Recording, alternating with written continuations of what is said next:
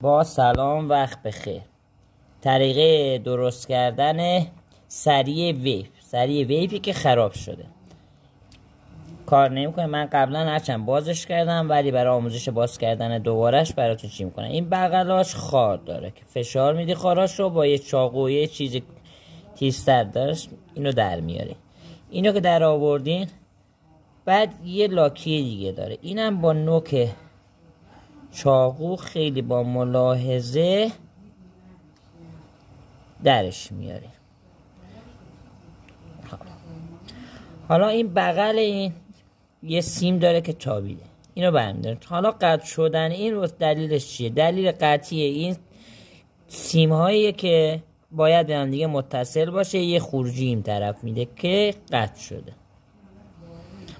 آروم ازاشو در میاری مرتب که باید برای چیدنش اشتباه نکنی.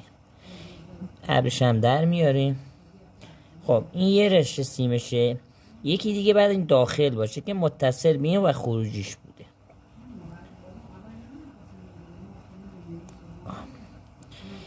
این هم یه اجزا دیگه شه کنار میذاریم. بعد این یه ابره داخل اینه. اینم باید ما قبلش تمیز کنیم که من قبلا انجام دادم. بعد واسه باز کردن این تیکش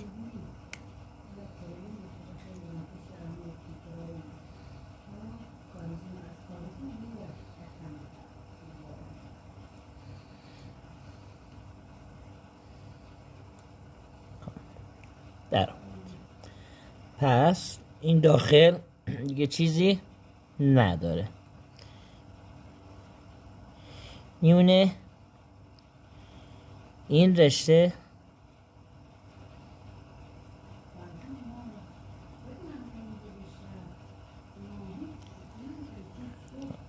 سیمش. حالا من قبلا از یه دونه از این سیما پیدا کرده بودم ولی این رشتهش ضعیف تره. انشالله که کار کنه.